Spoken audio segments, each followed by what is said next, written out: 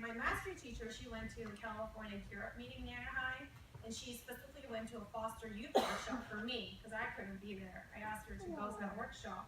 And the presenter was a person who works at Riverside County. She worked at the Children's Services Center. She had more than 10 years of experience working with foster youth. And this is the data information that she shared with me.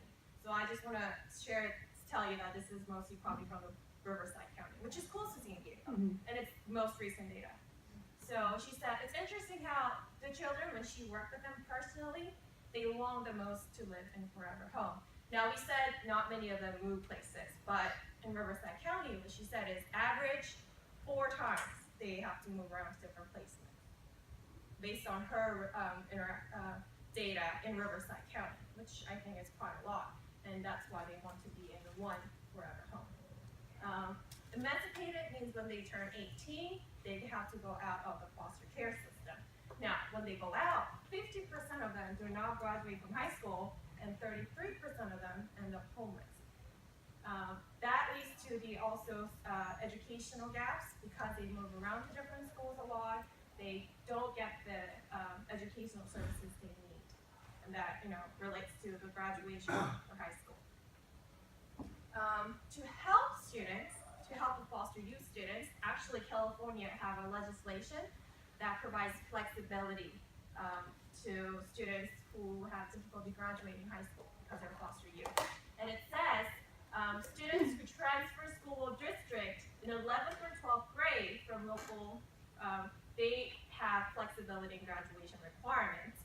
And if you look at this, this is from San Diego Unified District about this. And it talks about the AB 167 form.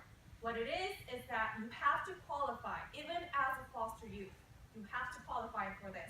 And to qualify, you have to be in the foster care system, and also you have to be transferred while you are in 11th grade or 12th grade to another school or another district.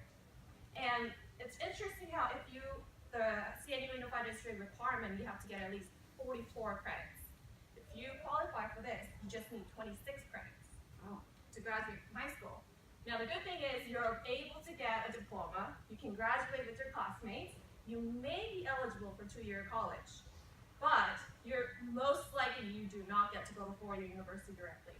And she said it's inappropriate for kids who have very low academic skills, and it's not going to get them to participate in extracurricular activities. So there are pros and cons to that. This is something I found interesting while reading personal stories about foster youth. There was a kid who was the LGBTQ. And it's challenging enough to be a foster youth, but it's more challenging if you are an LGBTQ. And I found this organization is a merger of 2 different nonprofit organizations, and it's in California, and it was recognized as a 2016 the leading organization. So I thought that was interesting. They're moving towards showing an improvement for those foster youth. And then this I thought was very interesting. It's not very difficult to be a foster parent.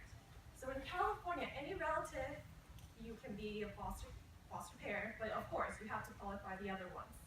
The main thing is that you need a license. A social worker will come to your house and try and see if the house is suitable for the foster youth.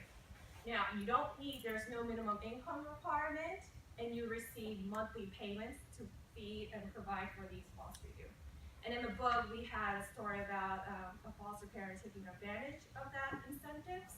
And there are some stories